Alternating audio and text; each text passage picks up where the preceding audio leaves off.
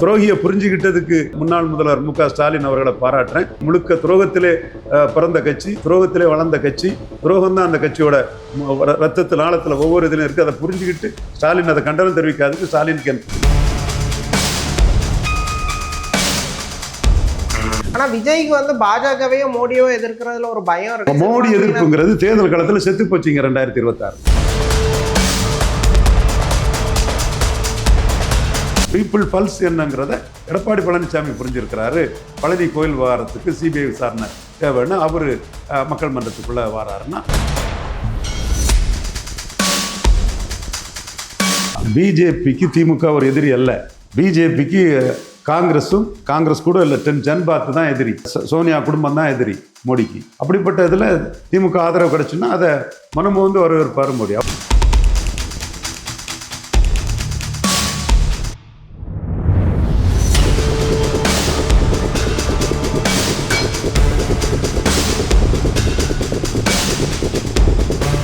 தி TN voice நேயர்களுக்கு வணக்கம். நம்முடைய சிறப்பு நேர்காணலில் அரசியல் விமர்சகர் ரவீந்திரன் துரைசாமி இணைந்திருக்கிறார். அவரிடம் விரிவாக பேசலாம். வணக்கம் சார். வணக்கம் தம்பி. சார், மறுபடியும் தமிழ்நாட்டு அரசியல்ல பிஜேபி ஒரு மையப்புள்ளிக்கு வந்திருக்கு. டெல்லியில நடக்கிற நீட் எதிர்ப்பு போராட்டம் தமிழ்நாட்டுல பிஜேபிக்கு எதிரான குரல்களை எழுப்ப ஆரம்பிச்சிருக்கு.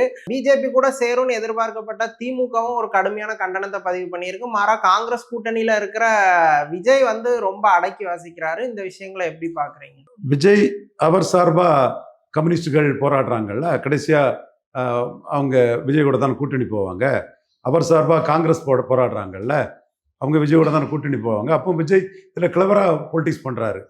தேவையில்லாமல் பாஜகவை எதிர்த்து, பாஜக எதிர்ப்பில் அந்த செத்து போன பிறகு, பாஜக செத்து போன பிறகு, தோல்வி அடைஞ்ச பிறகு, தோத்த இடத்துல திமுக வந்து போர் புரிஞ்சிட்டு இருக்கிறாங்க. ஸோ அவங்க இன்னும் பிரிசனராக பாஸ்டாக இருக்கிறாங்க. அதிகாரம் அவங்கள விட்டு போயிட்டுங்கிறது அவங்களுக்கு புரியலை, அவங்க தோத்துட்டாங்கங்கிறது புரியலை, அவங்க 2வது இடத்துக்கு என்டிஏ கூட ஃபைட் பண்ணிட்டு இருக்காங்கங்கிறது திராவிட முன்னேற்ற கழகத்துக்கு புரியலைன்னு நான் கருதுறேன். பட் இந்த இஷ்யூ அவங்க கன்சிஸ்டண்டாக சொல்லிட்டு இருக்கக்கூடிய இஷ்யூவில் அவங்க சொல்கிறதுல நான் தவறுன்னு சொல்ல மாட்டேன். ஒரு இஷ்யூவை உடனே விட்டுட்டு போன்னு ஒரு கட்சியை நம்ம சொல்ல முடியாது. பட் பீப்புள் பல்ஸ் என்னங்கிறத எடப்பாடி பழனிசாமி புரிஞ்சிருக்கிறாரு. பழனி கோயில் விவகாரத்துக்கு சிபிஐ விசாரணை தேவைன்னு அவரு மக்கள் மன்றத்துக்குள்ள வராருன்னா, அவர் இன்னைக்கு இந்தியா கூட்டணி, அதான் விஜய் உள்ளடக்கிய சேரல. பட் அதுதான், அதில் எந்த மாற்றமும் இல்லை. அவர் அங்கே சேர்ந்து தான் தீரணும்னு இல்லை. அந்த கூட்டணிக்கு எதிராக இன்னைக்கு என்டிஏ வந்து 2வது இடத்துல இருக்காதான் நான் பார்க்குறேன். இண்டிவிஜுவல் பார்ட்டியாக திமுக இருக்கலாம், ஒரு அணியாக என்டிஏ தான் இருக்கிறதா நான் பார்க்குறேன். ஓகே, அப்போ தமிழ்நாட்டில் விஜய்க்கு எதிராக ஒரு வலிமையான அணின்னா அது என்டிஏ அணின்னு தான் நீங்கள் கருதுறீங்களா? என்டிஏ அணியில் எந்த கட்சிகள் இருக்குதுன்னு நீங்கள் பார்க்குறீங்க? என்டிஏ அணியில் எடப்பாடி வந்து பிஜேபி எடுக்க வேண்டிய இஷ்யூவை பிஜேபி நயனார் பேசியிருக்கிறாரு. பட் அதில் களத்தில் போராட்டம் மாட்டு ஒரு பெரிய கட்சினால அதிமுகவை அதை எடுத்துட்டாங்க. பாமக பிசிக்கு அங்கே இருக்கக்கூடிய பட்சத்தில் இங்கே தான் வருவாங்க. தினகரன் இதில் பெரிய அளவுக்கு ஒரு அரசியல் பண்ணுறாப்புல. மற்றபடி ஃபைனலாக ஜி.கே. வாசன் காங்கிரஸ் சைடு இருக்க முடியாது, இங்கே தான் வருவார் நான் கருதுறேன். ஸோ இந்த இடம் வந்து திராவிட முன்னேற்ற கழகம் பிரைமினிஸ்டர் கேண்டிடேட்டும் இல்லாமல் கூட்டணியும் இல்லாமல் நிற்கக்கூடிய ஒரு நிலைமையில அவங்களுடைய கொள்கைகள் இருக்குது, தோத்து போன கொள்கைகள். அதுவும் அந்த கொள்கையில் அவங்க கூட இன்னவங்கெல்லாம் விஜய் கூட தோல்விக்கு பிறகு சேர்ந்த பிறகும் அவங்க அதுக்கு ரொம்ப ஒரு முக்கியத்துவம் கொடுக்கறது வந்து திராவிட முன்னேற்ற கழகத்துக்கு எதிர்பார்த்த ஒரு ரிசல்ட்டை கொடுக்காது, பெரிய ஆதரவு வளையத்தை கொடுக்காது. அப்படியே தேங்கி போன ஒரு சூழ்நிலை தான் ஏற்படுத்தும். அதில் அவங்க உணர தவறுறது வந்து, அன்னைக்கு கலைஞர் எம்ஜிஆர் அரசியல் இருக்கும்போது 5 விழுக்காடு தான் வித்தியாசம். அதில் கலைஞர் தனிச்சு நின்று தான் 24.8 எடுத்தார். எம்ஜிஆர் தான் கூட்டணியோட நின்று 30.3 எடுத்தார். கலைஞருக்கு அன்னைக்கு 53 வயது. கலைஞர் தவிர்த்து இன்னொரு லீடர்னு அன்னைக்கு யாரும் இல்லை. மூப்பனார் வந்து 20 விழுக்காடு ஓட்டு எடுத்தாரும் கூட அவர் சட்டமன்றத்துக்கு நிற்கல. இந்திரா காந்திக்கு ஒரு பவர்ஃபுல் ஆள். அதே மாதிரி பாரா 16 விழுக்காடு எடுத்தாலும் கூட ஒரு மத்திய அமைச்சர் இருந்தார். ஒரு ஜனதா கட்சியில் அவர் ஒரு ஆல் பவர்ஃபுல் லீடர்னு சொல்ல முடியாது. காமராஜோட நாமினியா பிரசிடெண்டா இருந்தார். இன்னைக்கு அப்படி இல்லை. ஸ்டாலின் விஜய்க்கு மாற்றாட்டு 2வது இடத்துல இருந்தாருனாலும் 3வது இடத்துல ஒரு 20 விழுக்காடு வாக்குக்கு மேல 19, 21, 24, 26 ஒரு 4 தேர்தலை எடுத்த ஒரு தலைவர் வந்து இருக்கிறார். ஸோ இந்த 77 களம் வேற, இப்போ களம் வேற. இது ஒரு மும்முனை போட்டி நடக்கக்கூடிய ஒரு களமா இருக்குது. ஸோ இந்த இடத்துக்குள்ள விஜய் கிட்ட கூட்டணி சேர்ந்த கட்சிகளோட இஷ்யூவை எடுத்து அதுக்காகவே ஃபைட் பண்றது திமுகவுக்கு லாபம் தராது. அது சிபிஎம் சிபிஐ காங்கிரஸ், மதிமுக, விசிக மூலமா விஜய்க்கு தான் லாபத்தை கொடுக்கும். அதுல விஜய் பேசணும்னு கட்டாயம் இல்லை. அதாவது திமுக வந்து தன்னை எப்போதும் மதவாதத்துக்கு அப்பாற்பட்ட சக்தி, பாஜகவுக்கு எதிரான சக்தின்னு முன்னிறுத்துறாங்க. இப்ப அந்த இடத்த விஜய் பிடிக்க முயற்சி பண்றாரு. சோ விஜய் வந்து பிடிச்சிட்டாரு. ஆனா விஜய் வந்து போலி, அவருக்கு மோடி எதிர்க்க தைரியம் கிடையாதுங்கிறத ப்ரூவ் பண்ணணும்னா டிஎம்கே அதே பாலிடிக்ஸ் அக்ரெசிவா தானே பண்ணணும். அது வேற மேட்டரே இல்லை. அதுக்கு ஓட்டு இல்லைன்னு தான் நிரூபணம் ஆயிட்டேன். அதுக்கு ஓட்டு இல்லைன்னு நிரூபணம் ஆன பிறகு இல்ல இப்ப வரக்கூடிய நாடாளுமன்ற தேர்தல் மறுபடியும் மோடி சென்ட்ரிக்கா தானே போகும். மோடி சென்ட்ரிக்காக போகும்போது 35 விழுக்காடு வாக்கெடுத்த இவர் சந்திரசேகர் ராவ் வந்து மக்களவையில 17 விழுக்காடுக்கு போயிட்டாரு. இந்துக்களும் அவரை கைவிட்டுட்டாங்க. ஆன்டி மோடியை ஹையா எடுக்கலாம். இப்போ இவர் அவர் என்ன சொன்னாரு, இவர் ரேவந்த் ரெட்டியும் மோடியும் ஒரே கூட்டு கைகள் தான். ரேவந்த் ரெட்டி தான் மோடிக்கு ஆள் தான். மோடி ரேவந்த் ரெட்டியும் ஒண்ணுனாரு. எங்க எடுபட்டது? அவர் 17 விழுக்காடு போயிட்டாரா சந்திரசேகர் ராவ்? டீட்டெயில் வேணுமா உங்களுக்கு? 35 விழுக்காடுல பலமான எதிர்கட்சியா இருந்தவர் இந்த அரத பழசான இதையே பேசி 17 விழுக்காடுக்கு போயிட்டாரா? இதான் யதார்த்த நிலைமை. ஆனா தமிழ்நாட்டுல நாடாளுமன்ற தேர்தல்ல மோடி எதிர்ப்பு ஒர்க் அவுட் ஆக தானே. மோடிக்கு ஆதரவா 18 விழுக்காடு வாக்கு, சனாதன தர்மத்துக்கு ஆதரவா, இந்து தர்மத்துக்கு ஆதரவா 18 விழுக்காடு வாக்கு மோடி கிடைச்சிருக்குது. அதுல நீங்க 18ல வந்து ஓபிஎஸ் இருக்கிறாரு, டிடிவி இருக்கிறாப்ல. டிடிவி முழுமையா இருக்கிறாரு. ஆன்டி எடப்பாடி அங்க இருந்தது. ஆன்டி எடப்பாடி இருந்தது. பட் ஆன்டி எடப்பாடி எல்லாம் எத்தனை எலெக்ஷன்ல இருக்கும்? அந்த எலெக்ஷன்ல இருந்தது. அதோட செத்து போச்சு. ஆன்டி எடப்பாடி தான். நான் கூட அப்ப நான் தான் பயங்கரமா பண்ணேன் ஆன்டி எடப்பாடி. இப்ப ஆன்டி எடப்பாடி ஒரு இஷ்யூவா? இல்ல. அப்போ நீங்க அந்த இடத்துக்குள்ள வந்து ஓபிஎஸ், டிடிவி, தென் அதைத்தானே நான் கழிக்கிறேன். பாமக எல்லாம் கழிச்சு போனாலும் 11.5 விழுக்காடு ஓட்டு வந்து மோடி அண்ணாமலைன்னு இருந்தத. அதே அண்ணாமலை இன்னைக்கு மோடிக்கு எதிராக பார்லிமெண்ட் எலெக்ஷன் வரமாட்டேங்கிறாருல. அப்போ அவருக்கே தெரியுது பார்லிமெண்ட்னா மோடிக்கு ஒரு வேல்யூ இருக்குது, அந்த ஓட்டு இருக்குதுங்கிறது தெரியுது இல்ல. ஸோ பார்லிமெண்ட்னா மோடிக்கு ஒரு வேல்யூ இருக்குது.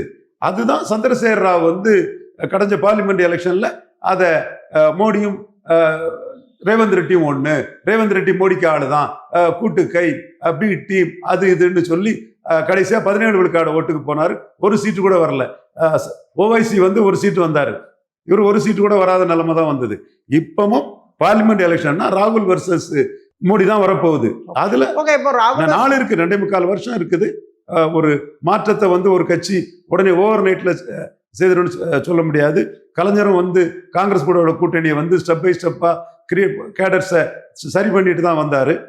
2வது கட்சியும் 3வது கட்சியும் சேர்ந்தாதான் முதல் கட்சி எம்ஜிஆரை தோற்கடிக்க முடியும்னு மதுரை கார்பரேஷன் ரிசல்ட்டை பார்த்து ஓட்டு கணக்கை பார்த்து எழுதினாரு. தஞ்சாவூர் பார்லிமெண்ட் இதை பார்த்து ஓட்டு கணக்கை பார்த்து எழுதினாரு. ஒரே நாளில் மாற்றம் வரல. திமுகவும் ஸ்டாலின் அதை உணர்வார்னு நினைக்கிறேன். ஏன்னா அவர் களத்துல இருந்து வந்தவர், கிரவுண்ட்ல இருந்து வந்தவர், 2014 தேர்தல் முடிவை பார்த்தவர். 2014 தேர்தல் முடிவு. நீங்க இப்போ என்டிஏ அலைன்ஸ்ல வந்து ஏடிஎம்கே அண்ட் பிஜேபி இருக்குன்னு சொல்லும்போது ஆட்டோமேட்டிக்கா உங்களுக்கு டிஎம்கே தனியா தானே காம்பீட் பண்ண வேண்டியது இருக்கும். தனியா காம்பீட் பண்ணும்போது அவங்க காங்கிரஸ் எதிர்த்து மோடியும் எதிர்த்து, அது அவங்க முடிவு 2014 விட பின்னடைவை சந்திக்க வேண்டியிருக்கும். 2014 அவங்களுக்கு கூட்டணியாவது இருந்தது. இதே விடுதலை சிறுத்தைகள் திமுக கூட இருந்தாங்க. ஒரு சீட்டு தான் தருவானாரு. வீரமணியை பயன்படுத்தி கலைஞருக்கு கொடும்பாவி அரிச்சு 2 சீட்டு வாங்கிட்டாங்க. மனிதநேய மக்கள் கட்சி இருந்தாங்க. நாம தான் அது காரணம். நாம அந்த ராஜ்யசபாவுக்கு அவங்களுக்கு 2 ஓட்டை திராவிட முன்னேற்றத்துக்கு கொண்டு வந்தனால அந்த ப்ராமிஸ் படி எம்பி சீட்டு கொடுத்தாங்க. புதிய தமிழகம் வந்தாங்க. அதுவும் நாம டாக்டர் கிருஷ்ணசாமி அந்த 2 ஓட்டு கலைஞர் திமுகவுக்கு ஆதரவா நாம அந்த 2 ஓட்டு கொண்டு வந்தனால பார்லிமெண்ட் சீட்டு தாரான்னு கலைஞர் ப்ராமிஸ் பண்ணபடி இவங்களுக்கு தென்காசி சீட்டையும் அவங்களுக்கு மயிலாடுதுறை சீட்டையும் கொடுத்தாங்க. அந்த 2 கட்சி கூட்டணி இருந்தது. தென் ஐயுஎம்எல் கூட்டணியில இருந்தாங்க. தென் திருமாவளவன் 2 சீட் வாங்கி கூட்டணியில இருந்தாங்க. இப்போ பெர்மிஷன் கேண்டிடேட் இல்லைன்னா திமுக கூட யார் கூட்டணியில இருப்பா? கூட்டணியா அவங்களுக்கு பிரச்சனை. 14வது பெர்மிஷன் கேண்டிடேட் இல்லாத திமுகவுக்கு கூட்டணியாவது இருந்தது. இப்போ 29ல கூட்டணி கூட இருக்காது. நான் யதார்த்தத்தை தான் சொல்றேன். ஸ்டாலின் தெரியும், அவர் எல்லாமே அனுபவம் உள்ளவர், ரொம்ப நுணுக்கமான விஷயங்களை தெரிஞ்சு கிரவுண்ட் லெவல்ல இருந்து ஒரு ஆர்கனைசரா வந்தவர். அவருக்கு தெரியாதது இல்லை. நான் சந்திரசேகர் ராவ் விஷயத்தையும் 2014 திமுக விஷயத்தையும் சொல்றேன். கலைஞர் இருந்தார் அப்போ. இதை தாண்டி எடப்பாடி பழனிசாமி 2024 உணர்ந்துகிட்டாரு. அதனால தான் இன்னைக்கு சிபிஐ விசாரணை வேணும், பழனி கோயில் அந்த இந்து பக்தர்களுக்காக, இந்துக்களுக்கான அந்த குரலை வந்து எடப்பாடி பழனிசாமி ஓங்கி வலிக்கிறார். ஓகே. இப்போ நேற்று ராகுல் காந்தி கைது செய்யப்பட்டது ஒரு கடுமையான நடவடிக்கை. அதுக்கு கூட விஜய் வந்து குரல் கொடுக்கல சப்போர்ட்டிவா.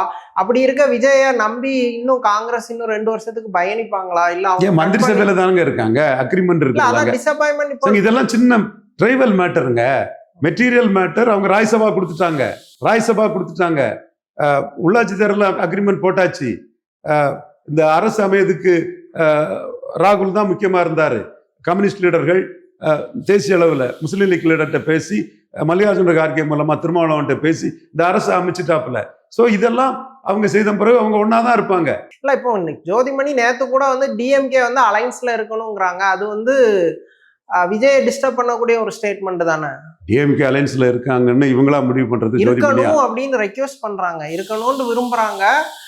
ஸோ அது விஜய் எப்படி ஏதோ தேசிய சக்தின்னு சொல்லி இது இந்த பிளவுவாத சக்திக்கு எதிராக காங்கிரஸ் வந்து பிஜேபி ஆதரிக்கணும்னு நான் கூட ஜோதிமணிக்கு சொல்லுவேனே.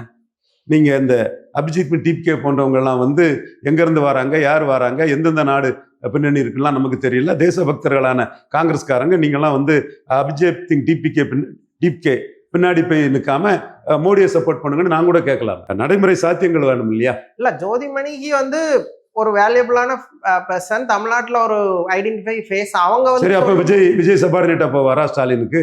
இல்ல அதெல்லாம் ஸ்டாலின் விஜய் சபார்டினேட்டா ஸ்டாலின் போவாரா பண்றதுக்குனே சொல்றதா அப்படிங்கறத நான் கேக்குறேன். ஸ்டாலினை கிண்டல் பண்ணுங்க சொல்றேன். ஸ்டாலினை கிண்டல் பண்ணுங்க. இல்ல அந்த ஸ்டேட்மென்ட்க்கு அவ்வளவுதான் இம்பார்ட்டன்ஸ் இருக்கு. அது என்னங்க இம்பார்ட்டன்ஸ் இருக்கு? அவங்க வந்து மாணிக் தாகூர் வந்ததுமே அவங்களுக்கு பல்ஸ் ரேட் இறங்கியாச்சு. ஏதாவது சொல்லுவாங்க, அர்த்தமான ஒரு விஷயத்த சொன்னா நம்ம அதுக்கு மீனிங் பண்ணலாம். ஆனா விஜய்க்கு வந்து பாஜகவையோ மோடியோ சரி, இப்போ நீங்க இருக்கே மாத்திட்டாங்க காங்கிரஸை விட்டு. காங்கிரஸுக்கு துரோகத்தை திமுக எல்லாரும் பேசுறாங்க. திமுக தொண்டர்கள் எல்லாமே காங்கிரஸை அந்த அளவுக்கு கடுமையா இருக்கிறாங்க. ஸோ அப்படி இருக்கும்போது நீங்க ஜோதிமணி இப்படி பேசுறதுல என்ன அர்த்தம் இருக்கு? இல்ல ஆனா வர நாட்கள்ல அப்ப அரசியல்ல எதுனாலும் நடக்கலாம்னு சொல்லுவாங்க. ஸோ இன்னும் எதுவாங்க எப்படிங்க நீங்க வந்து தோக்கடிச்சாச்சுங்க. தோத்து போன நீங்க அங்க போய் சேர்ந்திருக்கீங்க. அவர்தான் உங்களை தோக்கடிச்சுட்டாரா விஜய்? அப்ப நீங்க வந்து அவரு மோடி எதிர்ப்புங்கிற புள்ளியில அவர் இல்லையே, அவர் ஸ்டாலின் எதிர்ப்புங்கிற புள்ளியில எல்லாம் இருக்கிறாரு. ஒரே எதிரி ஸ்டாலின்ங்கிறத அவங்க டிக்ளேர் பண்ணிட்டாங்களே. அவங்க யூஜிசி இதுக்கு இது பண்ணிட்டாங்க. தென் பல சென்ட்ரல் ஸ்டேட் ரிலேஷன்ஸ்ல ஸ்டாலினோட நல்லா இருக்காங்க. ஏன் காங்கிரஸும் கூட அப்படித்தானே பல மாநிலங்கள்ல இருக்கிறாங்க. சதீஷன் இவங்கெல்லாம் இது ஒரு பெரிய மெட்டீரியல் மேட்டர் அல்ல. ஆனா விஜய்க்கு வந்து பாஜகவையோ மோடியோ எதிர்க்கிறதுல ஒரு பயம் இருக்கா? அவர் ரொம்ப சைலண்டாவே அடக்கி வாசிக்கிற மாதிரியே இருக்கு எல்லா இடங்கள்லயும். அவர் என்ன ஸ்டாண்ட்ல? இப்போ அவரோட லாபத்தை பாருங்க. அவர் என்ன இப்போ அதை எதிர்த்தறனால அவருக்கு என்ன கெயின் வந்துடும்? இப்போ இல்ல பாஜகவை நான் தான் எதிர்க்கக்கூடிய ஃபேஸ் திமுக கிடையாதுங்கிற விஷயத்தை கிளைம் பண்ண தேர்தலில் கிளைம் பண்ணாரு. அதுல உறுதியா இருக்கு. தேர்தலில் கிளைம் பண்ணாரு. இப்போ அதை எல்லாமே ஜோதிமணி இருந்து எல்லாருமே அக்செப்ட் பண்ணிட்டு தானே இருக்கிறாங்க. அவங்களுக்குள்ளே முடிவு எடுத்துட்டாங்க. நீங்க உங்க கவர்னன்ஸை பாருங்க. பாஜக இருக்க வேலையை நாங்க பாத்துக்கிறோம், கடைசியா நம்ம கூட்டணி சேர்ந்துக்கிறோம் இருக்கிறாங்க. இது ஒரு 500 தீக்காக்காரங்க, ஒரு 50 பேர் ஊடகத்துல வருமா, அவங்க வந்து ஸ்டாலின் தலையில மிளகா அரைக்கிறாங்க, ஸ்டாலினை ஏமாத்துறாங்க. இந்த வார்த்தை எப்படியே போட்டு இல்ல இப்போ இஸ்லாமியர்கள் வந்து ஏதோ ஒரு வகையில விஜய் ஓரளவு கணிசமா நம்புறாங்க. அவங்க வந்து மோடியை விஜய் எதிர்க்கலாங்கும் போது அவங்களுக்கு ஒரு டிசப்பாயின்மெண்ட் இருக்கதானே செய்யும். இவர் ஏன் இது பண்ணலன்னு சிறுபான்மையின் என்டையர் மோடி எதிர்ப்புங்கிறது தேர்தல் காலத்துல செத்து போச்சுங்க 2026. ஸ்டாலின் ஓவர் மோடி எதிர்ப்பு பண்ணி தோத்துட்டாருங்க. அது அசம்பிளி எலெக்ஷன்ல அது வீக்கா இருக்கலாம், இல்ல விஜயோட வேவ்ல அது தெரியாம போயிருக்கலாம். பட் பார்லிமெண்ட் எலெக்ஷன் வரும்போது நீங்க ஆன்டி மோடிங்கிறது ஒரு ரோல் இல்லைன்னு நீங்க சொல்லிட முடியும். எடப்பாடி இன்னைக்கு தெளிவா பிஜேபி எடுக்காத இஷ்யூ அவரே எடுத்து நிற்கிறாரு. அப்போ 18 விழுக்காடு ஓட்டு மோடி தலைமைக்கு விழும்போது அவரு 23 விழுக்காடு ஓட்டு எடுத்தாரு. 23 18 41. அடுத்த பார்லிமெண்ட் எலெக்ஷன்ல நமக்கு அது பவர்ஃபுல்லா இருக்குன்னு நினைக்கிறனால தானே எடப்பாடி இன்னைக்கு எதுக்குறாரு. இந்த வாங்சுக்கு இதுக்கு கண்டனம் தெரிவிச்சாரா எடப்பாடி? இல்ல இந்த இதுக்கெல்லாம் போய் இந்த வெட்டியா 4 பேர் பண்ணக்கூடிய இந்த இதுக்கு எடப்பாடி நிற்கிறாரா? நிக்கல. அப்போ ப்ரோ மோடியா எடப்பாடி நிற்கிறாருல்ல. ஸோ இங்க மோடி வர்சஸ் ராகுல்னு வரும்போது ராகுல் கூட விஜய் நிற்பாரு, மோடி கூட எடப்பாடி நிற்கும் போது 2024 தெலுங்கானாவில் நடந்த மாதிரி தான் நடக்கும். 2014 தமிழ்நாட்டில் நடந்ததோட மோசமா திமுகவுக்கு போறதுக்கு வாய்ப்பு இருக்கு. ஏன்னா 500 ஓட்டு தான் திமுகவுக்கு இருக்கு. இந்த 500 ஓட்டுல 50 பேர் ஊடகத்துல வருவாங்க, வெப் டிவியில பேசுவாங்க. இவங்களுக்காக திமுக அதை நீங்க முடிவெடுத்தா வெறுமனே மோடி எதிர்ப்ப வெறும் தீகா வாய்ஸ்ங்கிற லெவல்ல சுருக்கிட முடியுமா? அது ஒரு எங்க கணிசமான மோடிக்கு தான் 18 விழுக்காடு ஓட்டு விழுந்திருக்குது இல்ல தம்பி? 18 தானே சார் விழுந்திருக்கு. ஆமா. அகை திமுக அண்ணா திமுக இல்லாம 18 விழுந்திருக்குது இல்ல? மதிமுக தேமுதிக இல்லாம 18 விழுந்திருக்குது இல்ல? ஆனா 11 விழுக்காடு மோடிக்கும் அண்ணாமலைக்கும் உருவாயிருக்குது இல்ல? ஓகே. இப்ப அண்ணாமலை வரக்கூடிய தேர்தல்ல கண்டெஸ்ட் பண்ண மாட்டேன்னு சொல்லிட்டாரு. ஆனா ஏதோ ஒரு வாய்ஸ் கொடுப்பாரு அவரோட சிக்னல். அதாங்க மோடி சென்ட்ரிக் எலெக்ஷன்ல களத்துக்குள்ள போனா நம்ம மாட்டிக்கிடுவோம்னு தான் அண்ணாமலை நினைக்கிறாரு. அதுவே மோடிக்கு ஒரு வெற்றி தானே. நாங்களும் அண்ணாமலைட்ட அந்த கருத்தை தான் சொன்னோம். அண்ணாமலைக்கு நம்ம வெல்விஷர் தான், அந்த மாற்றம் இல்லை. அதுல நான் தெளிவாக தான் இன்னைக்கு நான் அதை சொல்றேன். பட் மோடி சென்ட்ரிக் எலெக்ஷன்ல அவர் வரமாட்டாருங்கிறத நம்ம கருத்தை சொன்னோம். அவர் மோடிக்குள்ள வேல்யூவை மதிச்சு பார்லிமெண்ட்டுக்கு வரல. அப்ப மோடிக்குள்ள வேல்யூ பார்லிமெண்ட் எலெக்ஷனா இருக்குங்கிறதான உண்மை. தமிழ்நாட்டுல இப்ப மோடிக்கான வேல்யூ ஓரளவு இருக்கு. 18 விழுக்காடு வந்திருக்குது. இந்த நாடாளுமன்ற கூட்டத்தொடர்ல பிஜேபி கொண்டு வர்ற சில மசோதாக்களுக்கு திமுக ஆதரவு கொடுக்கணும்னு பிஜேபி எதிர்பார்த்ததா செய்திகள் வந்து எதிர்பார்க்குது. உண்மையில எதிர்பார்க்க பிஜேபி டிஎம்கே ஒரு பீஸ்ஃபுல்லா அப்ரோச் பண்ணணும்னு தான் விரும்புறாங்களா? கண்டிப்பா 2வது பெரிய கட்சியா 25 விழுக்காடு வாக்கு பலம் கொண்ட திமுகவை மோடி விரும்புறாரு. அதுல எந்த மாற்றமும் இல்லை. அதனாலதான் பெங்களூர்ல நினைக்கிறேன் கர்நாடகாவில் பேசும்போது துரோகத்திலே பிறந்து துரோகத்திலே வளர்ந்த கட்சி காங்கிரஸ், திமுகவை எப்படி இப்படி எல்லாம் துரோகம் பண்ணிச்சு, திமுக எப்படி இப்படி எல்லாம் காங்கிரஸால பாதிக்கப்பட்டுங்கிறத அவர் பதிவு பண்றாரு. அப்பவே அவரு எமர்ஜென்சி ஒரு முதலமைச்சர் கலைஞர் கருணாநிதி மகன் என்பதனால் எமர்ஜென்சியில ஸ்டாலின் கைது செய்யப்பட்டாருங்கிறதையும் மோடி பலமுறை பதிவு பண்ணியிருக்கிறாரு. அவருக்கு காங்கிரஸ் தான் எதிரி, திமுக எதிர்ப்பு அல்ல. ஆனா டிஎம்கே பிஜேபி டிஎம்கே ஒரு ஃப்ரெண்ட்லியா அப்ரோச் பண்ண ட்ரை பண்றாங்க. ஆனா டிஎம்கே இன்னுமே பிடிவாதமான ஒரு சோன்லயே இருக்கிறாங்க. அதான் அந்த 500 தீக்காக்காரங்களும் முஸ்லீம் ஓட்டு என்ன ஆகும், முஸ்லீம் ஓட்டு என்ன ஆகும்னா, முஸ்லீம் ஓட்டு விழுந்தது. முஸ்லீம் ஓட்டால தான் அந்த ஒரு 20க்கும் மேற்பட்ட தொகுதி ஜெயித்து, இது திருச்செந்தூர், காயல்பட்டினம் ஓட்டு, இது பாளையங்கோட்டை, இது நேரு ஜெயித்தது, உதயநிதி ஸ்டாலின் ஜெயித்தது, சேர்பாபு ஜெயித்தது, இவர் செந்தில் பாலாஜி ஜெயித்தது, எல்லா இதுவுமே முஸ்லீம் ஓட்டுகள் தான். அந்த முஸ்லீம் ஓட்டுகள் நாளைக்கு ராகுல் பிரதமர்னு விஜய் சொல்லி IUML அதிகார பலத்தோட ஹைதே மில்லத் சாதிக்காதது அன்னைக்கு இந்தியன் யூனியன் முஸ்லீம் லீக் காதர் மைதீன் அவர் சாதிச்ச இந்த சூழ்நிலையில எப்படி அந்த ஓட்டு திமுக பக்கம் நிற்கும்? அதுதான் நான் சொல்றேன். பிரைமினிஸ்டர் கேண்டிடேட் இல்லாம நீங்க சும்மா ரேவந்த் ரெட்டியும் மோடியும் ஒண்ணு, ரேவந்த் ரெட்டி மோடி எதுக்கல்ல, ரேவந்த் ரெட்டி மோடி எதுக்கல்ல, அப்படி இப்படி சொல்லி ஒரு அரசியல் பண்ணியும் அங்க 8 சீட்டு காங்கிரஸ், 8 சீட்டு பிஜேபி, 1 சீட்டு ஓவைசி, 35 விழுக்காடு ஓட்டுல இருந்த சந்திரசேகர் ராவ் அப்படியே 17 விழுக்காடு ஓட்டுல பிரைமினிஸ்டர் கேண்டிடேட் இல்லாம கூட்டணி இல்லாம கீழே போயிட்டாரு. அதைத்தான் நாம இன்னைக்கு இங்கேயும் பதிவு பண்றோம். நிச்சயமா பாராளுமன்ற தேர்தல்னா மோடிக்கு 4வது முறை வரும்போது ஒரு பெரிய வேல்யூ இருக்குது. தானா தமிழ்நாட்டு மைனாரிட்டிஸ் இன்னுமே காங்கிரஸ் தான் அவங்களுக்கான ஃபேஸா பாக்குறாங்களா நேஷனல் எலெக்ஷன்? கண்டிப்பா. இப்போ சட்டமன்றத்தில் போட்ட அளவு கூட கிறிஸ்டின் முஸ்லீம் ஓட்டு ராகுல் பிரதமருங்கிற எலெக்ஷன் வரும்போது விழாது. அது ராகுல் விஜய் இதுக்கு தான் போகும். ஸ்டாலின் மேல உள்ள வன்மத்தையும் காழ்ப்புணர்ச்சியும் விஜய் மேல உள்ள பாசத்தையும் தெளிவா காட்டுறாரு. ஆக்சுவலி டிஎம்கே நேற்று இந்த போராட்டத்துல மாணவர்கள் தாக்கப்பட்டதுக்கு கண்டனம் தெரிவிச்சிருந்தாங்க. ஆனா ராகுல் காந்தி கைதுக்கு எந்த ஒரு ரியாக்ஷனுமே பாராட்டுறேன். துரோகியை புரிஞ்சுக்கிட்டதுக்கு முன்னாள் முதல்வர் MK ஸ்டாலின் அவர்களை பாராட்டுறேன். அந்த துரோகி முழுக்க துரோகத்திலே பிறந்த கட்சி, துரோகத்திலே வளர்ந்த கட்சி, துரோகம் தான் அந்த கட்சியோட ரத்தத்தில் ஆழத்துல ஒவ்வொரு இதுலையும் இருக்கு. அதை புரிஞ்சுக்கிட்டு ஸ்டாலின் அதை கண்டனம் தெரிவிக்காதுக்கு ஸ்டாலினுக்கு மனமார்ந்த பாராட்டுகளை தெரிவிச்சுக்கிறேன். ராகுலையோ காங்கிரஸையோ எக்காரணத்தை கொண்டு கூட சேர்த்தக்கூடாது அப்படிங்கறதுல டிஎம்கே ரொம்ப கான்சியஸாவே இருக்கிறதா? இல்ல, ராகுலே திமுக விட்டுட்டு விஜய் பக்கம் போயிட்டாங்க. இப்ப பிஜேபியோட விருப்பம்ங்கிறது டிஎம்கே நமக்கு ஆதரவு தெரிவிக்கணுங்கிறதா, இல்ல காங்கிரஸ்க்கு எந்த வகையிலையும் சப்போர்ட் பண்ணக்கூடாது அந்த லெவல்ல தான் அவங்க எக்ஸ்பெக்ட் பண்றாங்களா? பிஜேபிக்கு திமுக ஒரு எதிரி அல்ல. ஓகே. பிஜேபிக்கு காங்கிரஸ் கூட இல்லை, 10 ஜன்பாத் தான் எதிரி. சோனியா குடும்பம் தான் எதிரி மோடிக்கு. அப்படிப்பட்ட இதுல திமுக ஆதரவு கிடைச்சுன்னா அதை மனம் வரவேற்பாரு மோடி. அவருக்கு என்ன இருக்கு? இல்ல, இப்ப தனிப்பட்ட முறையில நீங்க எங்களை எதிர்த்துக்கோங்க, ஆனா காங்கிரஸ்க்கு எந்த வகையிலையும் சப்போர்ட் பண்ணாதீங்கிற லெவல்ல அவங்களுக்குள்ள ஒரு அண்டர்ஸ்டாண்டிங். அப்படி எல்லாம் என்னத்துக்கு? கூட்டணிக்கே வந்தா ஏன் கசக்குது? மோடிக்கு என்ன இருக்குது? கிராண்ட் அலையன்ஸுக்கு ஸ்டாலின் இது பண்டாரம் பரதேசின்னு சொல்லிக்கிட்டு கலைஞர் ரைட் மேன் இன் ராங் பார்ட்டின்னு என்டிஏன்னு ஒன்று உருவாக்கி வாஜ்பாய்க்கு ஆதரவாக வரலையா? ஸோ கூட்டணிக்கு வந்தா அது ஒரு அரித்மெட்டிக்கலி ராகுல் விஜய் அணியோட ஒரு பெரிய அணியா அரித்மெட்டிக்கலி ஒரு அணி ஃபார்ம் பண்ணலாம்ல. கெமிஸ்ட்ரி 2வது யாரையும் போகலாம், எப்படியும் வரலாம். முதல்ல அரித்மெட்டிக்கலி ஒரு ஸ்ட்ராங் அணி ஃபார்ம் பண்ணிடலாம்ல. இப்போ விஜய் 35, இந்த 6 பேருக்கு ஒரு 6 விழுக்காடு போட்டா கூட 41, 40க்கு மேல இருக்கிறாரு, அதிகார பலம் இருக்குது, மாநில அதிகார பலம் இருக்கு, 40க்கு மேல வாக்கு பலம் இருக்கு.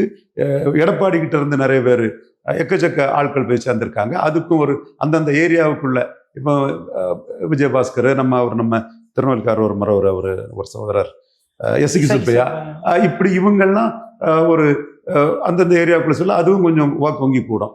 அப்போ 40க்கு மேல தெள்ள தெளிவாக இருக்கும்போது 25 வச்சு ஸ்டாலின் எப்படி எதிர்கொண்டு விட முடியும்? இல்லை நீங்க 29 கூட நீங்க அதை வைங்க.